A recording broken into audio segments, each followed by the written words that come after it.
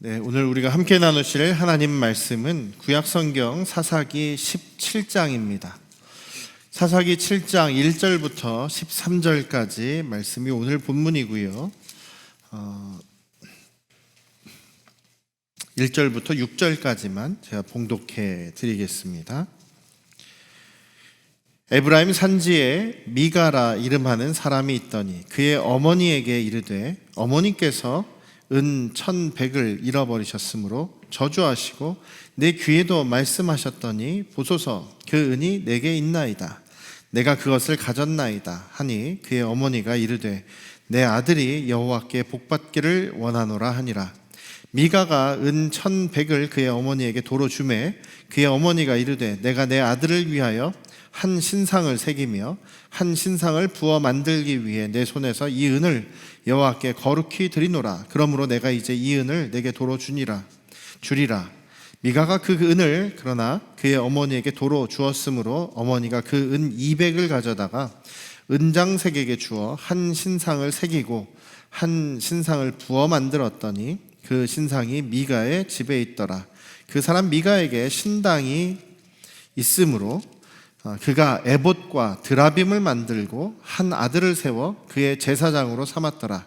그때에는 이스라엘에 왕이 없었으므로 사람마다 자기 소견에 오른 대로 행하였더라. 아멘. 할렐루야. 오늘 이 시간에 주님의 크신 은혜와 크신 그 능력이 또 주님의 한량없는 사랑이 여러분과 여러분 가정에 충만하시기를 주님의 이름으로 축원합니다. 사사기 17장, 오늘 이제 17장부터 이제 21장까지는 사사기의 마지막 부분이죠. 사사기의 마지막 부분이라고 생각하니까요, 여러분들이 이 글을 보실 때에 여기 사사기 이제 17장부터 읽어가실 때에 이게 사사기의 끝부분 얘기구나. 시대적으로, 시간적으로 삼손이 그렇게 죽고 난 다음에 또 있었던 일이구나, 이렇게 여러분들이 생각하실지 모르겠는데요, 이 17장부터의 이야기는 오히려 사사기의 초기 부분, 사사기의 앞부분의 이야기입니다. 사사기를 지은 이 저자가 그런 구조를 만들었어요. 표를 한번 보시면은요, 사사기의 그 내용이 이야기하고자 하는 것은 혼합주의, 그러니까 이스라엘 백성들이 하나님께서 가나안 땅을 정복하게 하시고 거기에 정착하게 하시지 않습니까? 그러면서 하나님께서 말씀하신 것이 오직 나만 섬겨라.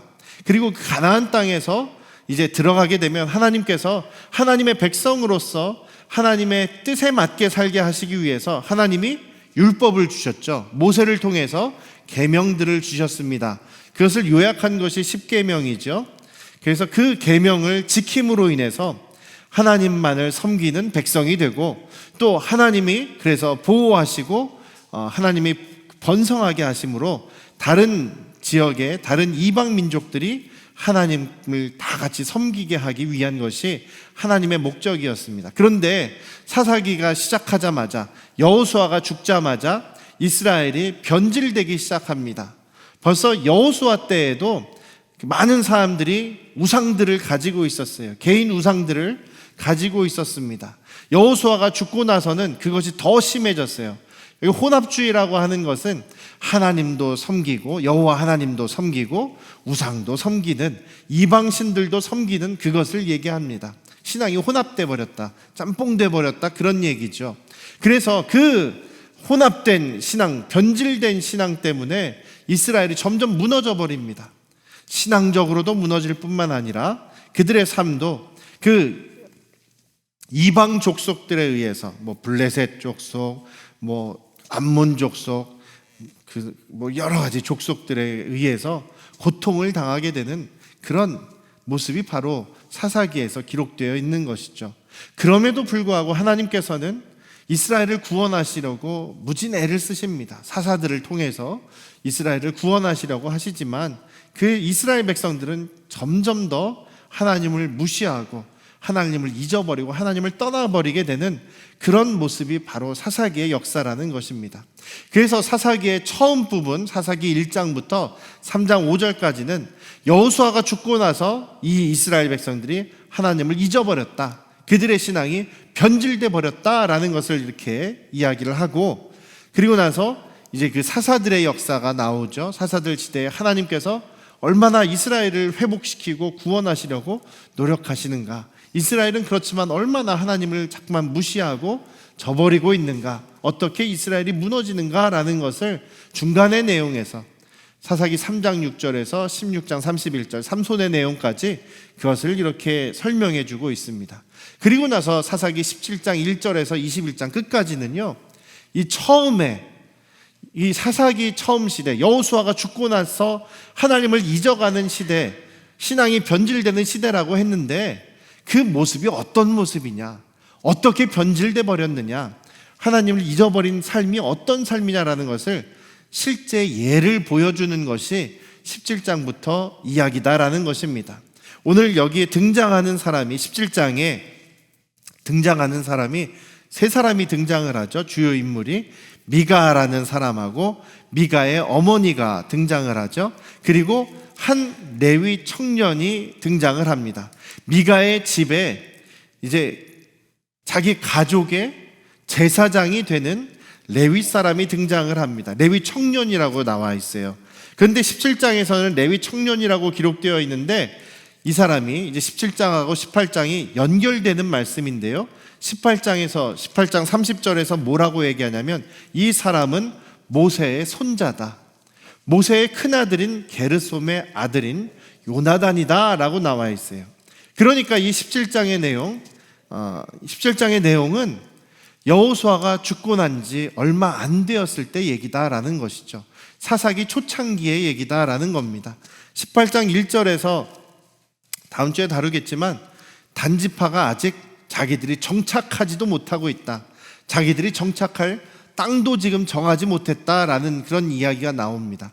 그러니까 삼손의 시대는 이미 삼손이 단지파였잖아요. 단지파가 소라와 아스타올에 이미 정착하고 있는 그런 상황, 한참 오래된 시간을 이야기하고 있는 것이라면 지금 17장, 18장 그 이후는 지금 오히려 사사기 앞부분의 내용, 어떻게 이 사람들이 변질된 신앙의 모습을 드러내고 있느냐, 이 사사기 초창기에 얼마나 벌써 사람들이 이렇게 신앙이 변질되어 있는가를 보여주는 모습이라는 것이죠. 이 그 변질된 모습의 실제 예라는 것을 우리가 생각하시면서 오늘 말씀을 이제 이해하시면 더 도움이 될 겁니다. 이 이스라엘 사람들만 신앙이 변질되느냐? 우리도 그럴 수 있다라는 것이죠. 우리들의 모습도 변질된 신앙의 모습이 자주자주 드러날 수도 있고, 아니 그 변질된 신앙의 모습에 빠져 있을 수도 있다라는 것을 우리가 잊지 않으셨으면 좋겠습니다. 오늘 이 말씀에서요, 그러면 어떻게 이 이스라엘의 신앙의 모습이 변질되었는가라는 것을 실제로 드러내주는 얘기라고 했죠. 오늘 이야기를 잠깐 설명해 드리면 이런 내용입니다. 미가라는 사람이 있었습니다. 미가라는 사람은 에브라임 족속입니다. 에브라임 족속은요, 여호수아가 에브라임 족속이었어요. 에브라임 족속에서 큰 지도자가 여호수아였고, 에브라임 지파는 그래서 굉장히 영향력이 있는 그런 지파였어요. 그런 지파에 미가라는 사람이 있었는데 또 그의 어머니가 나오죠. 근데 이 미가라는 이 아들이 어머니 돈을 훔칩니다. 어머니 돈을 도적질했다는 얘기예요. 그런데 그것이 작은 양이 아니라 은 1,100양이라는 겁니다. 은 1,100. 은 1,100이라는 거 여러분들 어느 정도인지 기억나십니까? 들릴라라는 여성이 삼손을 블레셋에게 팔아넘긴 대가로 받은 것이 각 블레셋 성마다 은 1,100씩을 주었다라고 말씀을 드렸어요. 그래서 은 1,100은요, 오늘날로 따지면 10억이 넘는 돈이다라고 말씀드렸습니다. 10억이라고 합시다. 그럼 10억이면 어마어마한 돈이죠. 이 사사기 초창기 시대에 벌써 이 미가의 어머니, 미가의 가족은 어마어마한 부자였다라는 겁니다. 이 아들이 어머니의 돈을 10억 가까이 되는 돈을 훔쳤어요. 돈을 큰 돈을 도둑 맞으니까 이 미가의 어머니가 온갖 욕을 다 해대는 겁니다. 온갖 저주를 다 퍼부어대는 거예요. 누가 훔쳐갔는지 몰라요, 이 어머니는. 근데 이 아들이 옆에서 그것을 들었을 거예요. 하나님의 이름으로 막 어마어마하게 저주를 퍼부은 거예요. 그러니까 그 저주를 들었던 이 미가, 이 아들이 그 어머니의 저주를 듣고 나서 덜컥 무서운 거예요. 내가 이 어머니의 돈을 훔쳐서 어머니가 이렇게 저주를 했는데 하나님께서 정말로 그 저주대로 나에게 벌을 내리시면 어떡하나, 나에게 저주를 내리시면 어떡하나, 갑자기 마음에 두려움이 생겼습니다. 그래서 그 돈을 다시 어머니에게 가져가는 내용이 오늘 1절에 있는 내용입니다. 어머니가 지금 누가 어머니 돈을 훔쳐가서 어머니가 그렇게 저주를 퍼부으셨는데 솔직히 제가 가져간 겁니다. 이 어머니 이 은 1,100이 여기 있습니다라고 어머니께 드린 거예요. 그랬더니 그 어머니가 아들이 훔쳐갔구나, 저주를 취소해 버립니다. 저주를 취소합니다. 너는 오히려 하나님의 복을 받을 거야. 하나님의 복을 받을 거야. 그리고 나서 이 어머니가 은 1,100개를 받았잖아요. 그리고선 그 은 1,100을 이거는 네가 저주를 받지 말고 복을 받아야 되니까 내가 하나님께 구별해서 드릴 거야. 하나님께 드린다고 드립니다. 그런데요, 이 미가의 어머니가 하나님께 드린다고 해서 드리는 것을 어떻게 드리느냐면 은 200을 그걸 가지고 뭘 하냐면 은 세공자에게 가서 은으로, 그러니까 나무로 그 드라빔을, 우상을 만들라고 합니다. 신상을 만들라고 합니다. 은으로 신상을 만든 다음에 거기다가 나무로 신상을 만든 다음에 거기다 은으로 얇게 뒤집어 씌우는 거예요. 은으로 도금한다 그러나요? 코팅을 한다 그러나요? 하여간 그 신상을 코팅을 한다는 거예요. 그림을 한번 보여주시면은요, 저게 드라빔입니다. 저게 우상이에요. 저 드라빔은요, 그 고대 사회 가나안 땅에 널리 퍼져 있던 그런 문화입니다. 피조물의 형상을 본따서 만든 거예요. 그래서 종류가 다양합니다. 어떤 건 사람 모양 같고, 이쪽에 있는 거는 뭐 말 모양인 것 같고, 뭐 가운데 거는 뭔지 잘 모르겠는데, 뭐 어쨌든 뭐 사람 모양, 동물 모양, 이렇게 막 여러 가지 종류로 만들었고요. 크기도 천차만별이에요. 창세기의 라헬의 경우에 자기 아버지의 신상을 훔쳐오는데 자기 말 안장에다가 이렇게 밑에다 끼워 넣을 정도로 작은 그런 드라빔이었고요. 또 다윗 시대에도요, 다윗의 아내였던 미갈이 다윗을 숨겨주기 위해서 그 침대에다가 드라빔, 이 신상을 눕혀놓고 이불로 덮어놔서 남편인 척 하지 않습니까? 큰 신상이죠. 그것은 방에다가, 집에다가 세워놓는 그런 신상입니다. 보통은 나무로 만들어요. 나무로 만들고 뭐 진흙, 찰흙으로 만들기도 하고요. 저런 것을 가지고 다니기도 하고 집에다 세워놓기도 하고, 무슨 의미냐면 옛날에 우리 민족도 뭐 장승 같은 게 있었지 않습니까? 마을을 보호하고 수호해 달라는 그런 표시죠.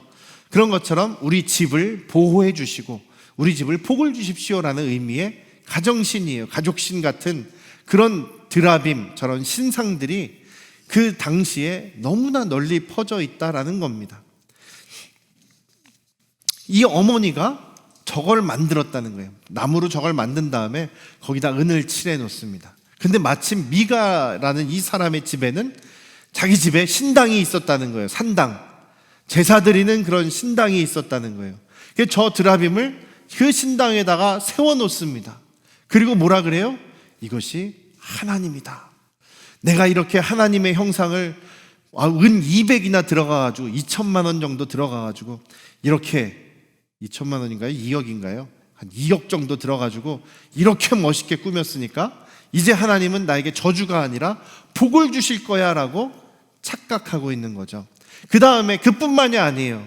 신당에다가 하나님이다 해놓고요, 저 신상을 세워놓고, 그 다음 그림은요, 제사장의 옷인데요, 앞에 이렇게 앞치마처럼 이렇게 둘러서 이렇게 어깨에 걸고 앞에 이제 치마까지 내려온 요것이 바로 에봇입니다. 저 앞치마 형상이 에봇이에요. 제사장에 입는 의복에 겉에 놓는 의복을 에봇이라고 하죠.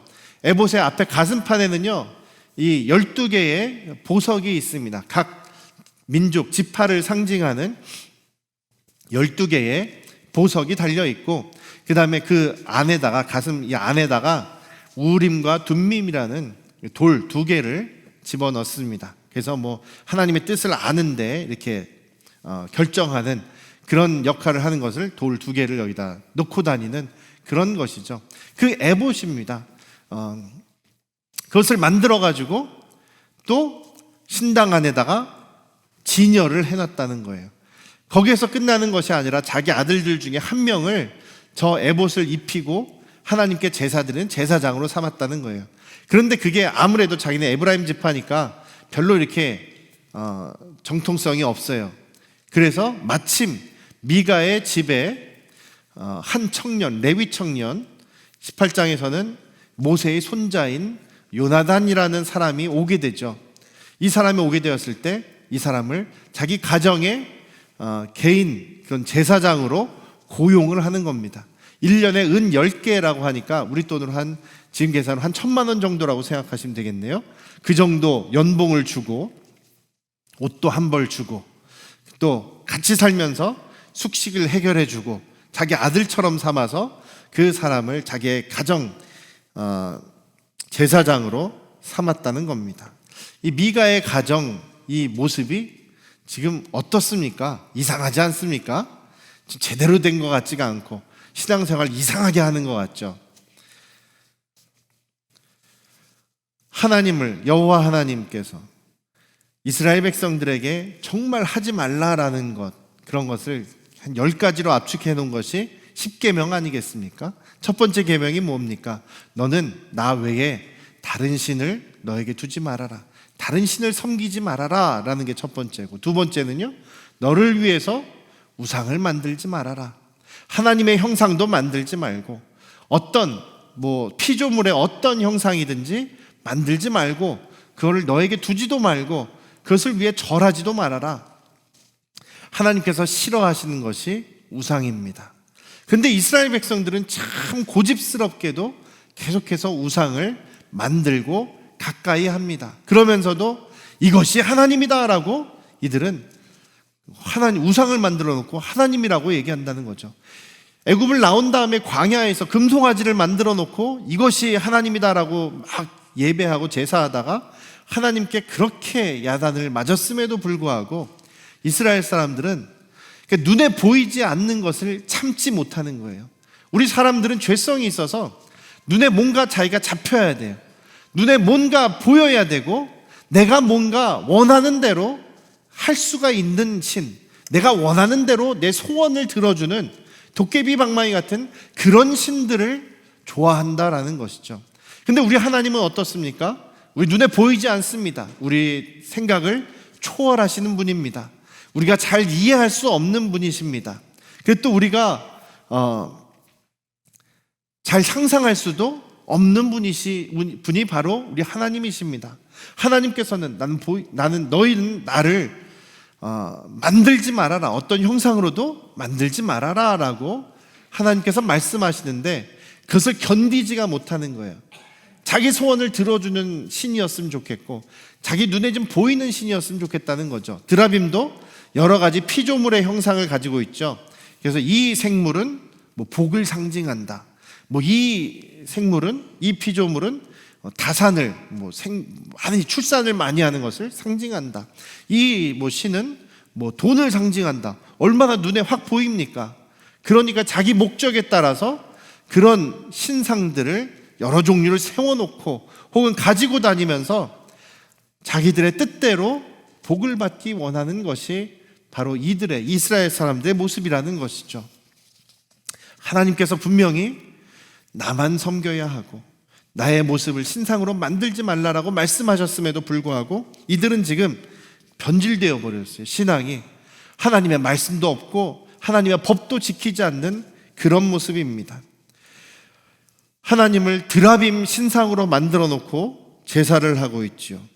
그리고 또 제사장의 에봇도 자기들이 만들어 가지고 이것을 가족의 제사장으로 삼아 가지고 자기들만의 제사장으로 만들고 있습니다. 근데 여러분들 이 내용 보시면은요, 아들이 어머니께 훔친 돈을 다시 돌려드리잖아요. 그러면서 이 아들이 정말 하나님께 죄를 졌고 어머니께 죄를 졌습니다. 용서해 주십시오. 이런 회개의 이야기가 있습니까? 없지요. 어머니도 마찬가지예요. 어머니도 야, 너 하나님께 죄를 졌다. 하나님 앞에 회개해야 된다. 자, 우리 제사장에 가서 우리 속죄제와 화목제를 드려서 하나님께 용서받자. 뭐 이런 얘기가 있습니까? 없습니다. 자기들이 죄를 하나님 앞에 회개하는 이야기가 있어야 되고, 하나님 앞에 범죄했음을 이들이 알아야 되고, 하나님의 법을 어겼음을 하나님 앞에 인정하고 회개하는 이런 내용들이 전혀 없다는 얘기죠. 지금 이 사람들은 하나님을 섬긴다고 하면서도 하나님의 말씀대로 살지 않고 하나님의 법도 지금 다 무시하고 모르고 있는 모습이 바로 이들의 모습이다라는 것입니다. 그러면서 이들이 이 미가의 모습이 자기의 신앙을 합리화, 정당화합니다. 어떻게 정당화를 하느냐? 내가 도둑질을 했으니, 이 미가와 미가의 어머니가 이런 모습이에요. 내가 도둑질을 했지만 하나님께 다시 어머니께 다시 돌려드렸으니까 괜찮다. 도둑질했던 돈이지만 내가 하나님께 드렸으니 괜찮다. 하나님께 올려드렸으니, 구별해서 하나님이 신상을 만드는 데 썼으니까 괜찮다. 우리 괜찮은 거야. 또 레위 지파 사람을 우리 제사장으로 삼았으니까 괜찮다. 레위 지파 사람이 우리 가족의 제사장으로서 내 아들이 아니라 정당하게 레위 지파 사람을 제사장으로 세웠으니까 괜찮은 거 아니냐. 지금 그렇게 합리화를 하고 있는 거죠. 하나님을 위해서 쓴 거니까, 하나님을 예배하는 거니까, 레위 자손을 세웠으니까 법적으로 문제 없을 것 같다고 하면서 하나님의 명령과 율법을 완전 무시하고 있는 것이 이들의 모습이라는 거죠. 이들의 모습은 바로 당시의 이스라엘 사람들의 모습이었다는 겁니다. 하나님을 위합니다. 하나님을 섬깁니다. 하나님께 예물 드립니다. 영광 돌립니다 하면서 그들 하나님의 정작 중요한 말씀은, 율법은, 계명들은 무시하고 있는 것이죠. 마태복음 7장을 제가 자주 얘기합니다. 마태복음 7장에서 예수님께서 그렇게 경고하시죠. 심판의 때에 많은 사람들이 예수님께로 와서 나더러 주여 주여 이렇게 얘기를 합니다. 나더러 주여 주여 하는 자라고 해서 다 하나님 나라 들어가는 것 아니다. 다 하나님 나라 백성 되는 것 아니다. 심판의 때에 많은 사람들이 와서 주님, 제가 주님의 이름으로 예언도 하고 병도 고치고 귀신도 쫓아내고 많은 일들을 했습니다 라고 얘기하니까 예수님께서 뭐라고 얘기하시냐면, 내가 너희를 참 모르겠다. 도무지 모르겠다. 너희들은 불법을 행했다. 너희들은 불법을 행했으니 너희들은 여기서 물러나라. 너희들은 쫓겨나서 이제 심판을 당하는 것이죠. 불법이라는 게 무엇입니까? 하나님의 말씀, 하나님의 법을 얘기하는 거 아니겠습니까? 크게 이야기하면 하나님을 사랑하고 우리의 생명을 다해 오직 하나님 한 분만을 사랑하고, 그것과 마찬가지로 이웃을, 내 형제 자매, 내 영적인 우리 교회 가족들을 사랑하는 것, 이것이 예수님께서 주신 법이라는 거죠. 예수님께서 요약해 주신 모든 법의 요약이 바로 하나님을 사랑하고 이웃을 사랑하는 것이다. 그런데 그것이 아니라 하나님의 이름으로 행한다고 하면서, 하나님께 영광 돌린다고 하고, 하나님을 예배한다고 하면서 정작 자신을 욕심을 위해서, 나만 복받기 위해서, 이 당시에 벌써 이렇게 부유한 사람들하고 가난한 사람들이 벌써 나눠지고 있다는 겁니다.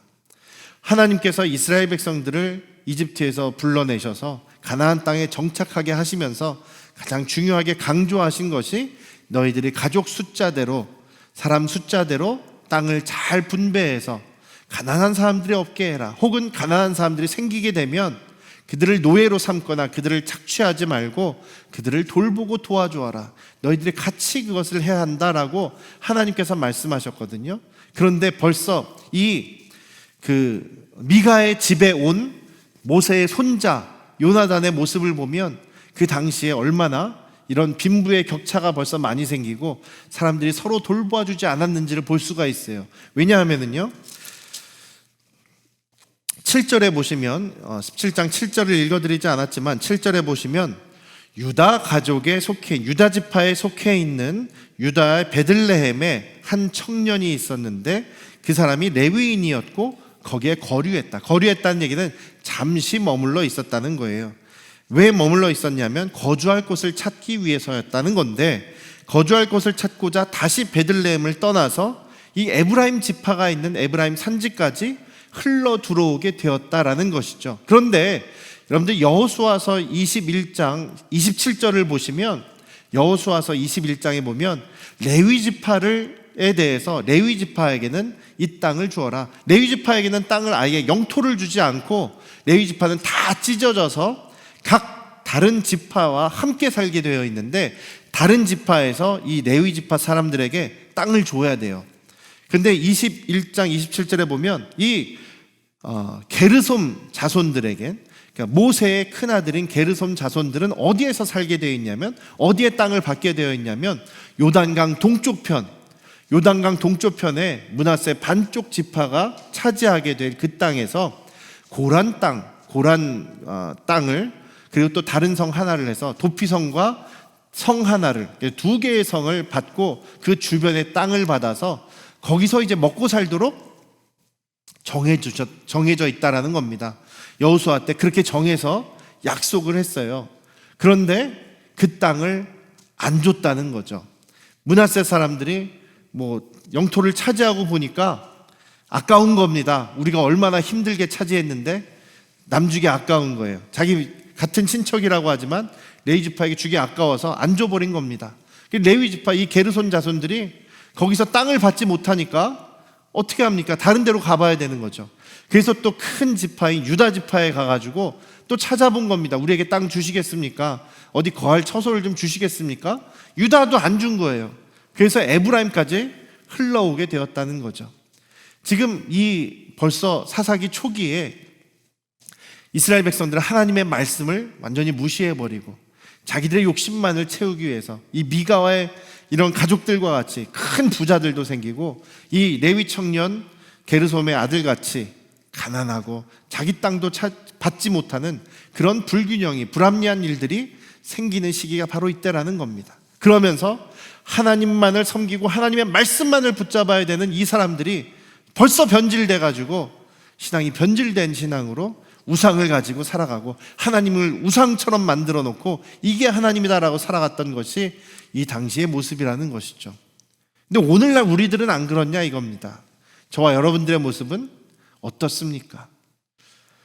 내가 하나님을 위해서, 하나님을 높여드리기 위해서 하나님의 이름으로 주님의 일을 한다고 하면서, 혹은 잘못된 방법으로 하나님 위한 거니까, 교회를 위한 거니까, 교회를 세우는 거니까 이런 것 좀 잘못된 방법이더라도 하나님께서는 눈 감아 주실 거야, 하나님께서 용서해 주실 거야, 이런 착각은 하고 있지 않느냐라는 것이죠. 하나님의 일을 위한다고 하면서도 나의 삶은 온갖 불법적인 방법, 하나님이 기뻐하시지 않는 방법으로 살고는 있지 않느냐라는 것입니다. 사랑하는 우리 안녕 성도교 가족 여러분, 우리 주님께서는 우리가 무슨 업적을 이뤄내고 무슨 뭔가 큰 위대한 일을 했다라는 것을 하나님께서 중요하게 생각하시지 않습니다. 그것보다는 오히려 우리가 하나님 앞에서 얼마나 더 바르게, 또 하나님을 얼마나 우리가 더 말씀을 지키고 순종하고 사랑하며, 또 우리에게 허락하신 이웃들, 우리의 형제 자매들과 우리의 영적인 가족들을 얼마나 사랑하느냐, 얼마나 잘 보살피고 돌보느냐를 더 중요하게 여기신다라는 것입니다. 예수님께서 말씀하시기를 나의 계명을 지키는 자가 나를 사랑하는 자 아니겠느냐. 나의 계명을 지킬 것이다. 나를 사랑한다고 하는 사람들은 내 계명을 지켜야지, 내 계명도 안 지키면서 말로만 사랑한다고 하면 그게 사랑이냐라고 예수님께서 말씀하십니다. 오늘 우리 안양 성도교회 가족들은 정말 하나님을 사랑하는 사람들, 하나님의 말씀과 하나님의 그 가치를 붙잡고 살아가는 저희들 되시길 주님의 이름으로 축원합니다. 내가 주님의 일을 한다고 하면서 잘못된 것을 그냥 눈 감고 넘어가거나 잘못된 방법으로도 주님께 영광 돌릴 수 있을 것 같은 그런 착각으로 무너지는 이스라엘 같은 그런 모습이 되지 않기를 주님의 이름으로 축원합니다. 오늘날 이 시대 물질주의나 그런 이기주의가 만연한 이런 사회에서도, 이런 시대에서도 변질되지 않는 그 사랑의 믿음으로 이번 한 주도 살아가시기를 주님의 이름으로 축원합니다. 기도하겠습니다. 아버지 하나님, 주님의 말씀을 지키는 것, 주님의 말씀을 순종하는 것을 하나님께 10번의 제사를 드리는 것보다 더 중요하게 여기시는 하나님이심을 저희가 믿습니다. 우리가 주님의 말씀대로 살기를 원합니다. 또 쉽지는 않지만 그렇기 때문에 성령께서 도와주셔야 합니다. 이번 한 주도 주님께서 우리를 도와주시고 우리의 생명의 근원 되신 우리 주님 앞에 우리의 삶을 올려드리는 우리의 믿음이 되게 하여 주시옵소서. 하나님을만을 사랑하고 하나님의 말씀을 지키며 또한 우리 형제 자매 이웃들을 사랑하는 우리 안양 성도교회 가족들이 되게 하여 주시옵소서. 이제는 우리를 죄에서 구원하신 예수 그리스도의 은혜와